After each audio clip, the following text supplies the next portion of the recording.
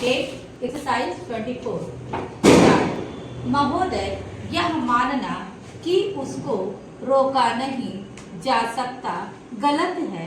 इस महंगाई को रोकने के लिए कुछ विशेष कदम उठाने होंगे, विशेष काम करने होंगे।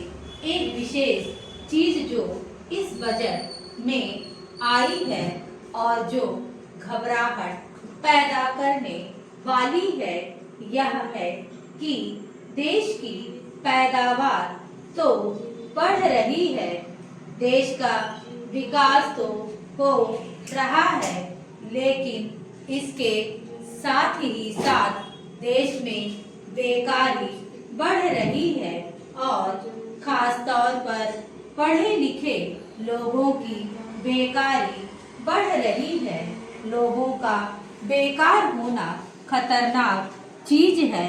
हमारी स्वतंत्रता के बाद शायद यह पहला अवसर है जब हमारी स्वतंत्रता के ऊपर एक आघात हुआ है और हम जिस प्रकार अपनी स्वतंत्रता की प्राप्ति के समय अपना सर्वस्व बलिदान प्रधानमंत्री जी के मत में मैं सर्वथा सहमत हूँ कि यह एक ऐसा अवसर है जिस अवसर पर कि इस देश की प्रतिनिधि संस्था जो यहाँ लोकसभा है, उसे इस संबंध में अपनी स्पष्ट राय देनी है और उस राय को देने के बाद हमें उस राय के अनुसार सरकार जो भी कार्रवाई करे उसमें सरकार को पूरा सहयोग भी देना है।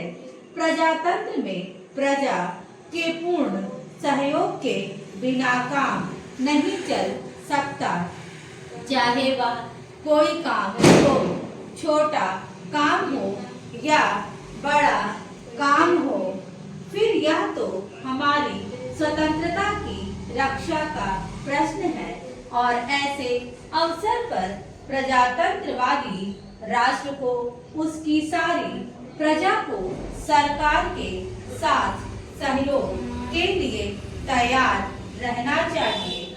मैंने यह बात कई बार कही है और मैं फिर इसे दोहराना चाहता हूँ कि अनेक ऐसी बातें जिसमें कि भिन्न राजनीतिक दलों के होते हुए भी सब राजनीतिक दल मिलजुल कर काम कर सकते हैं, यह एक ठीक इसी प्रकार का अवसर है।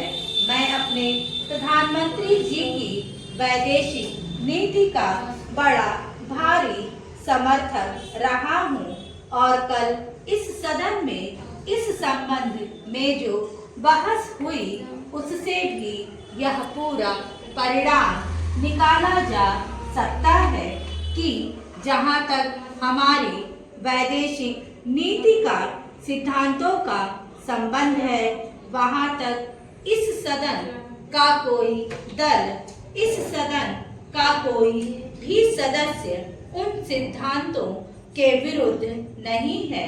कल मैंने बड़े ध्यान से अपने साम्यवादी दल के नेता का भाषण सुना।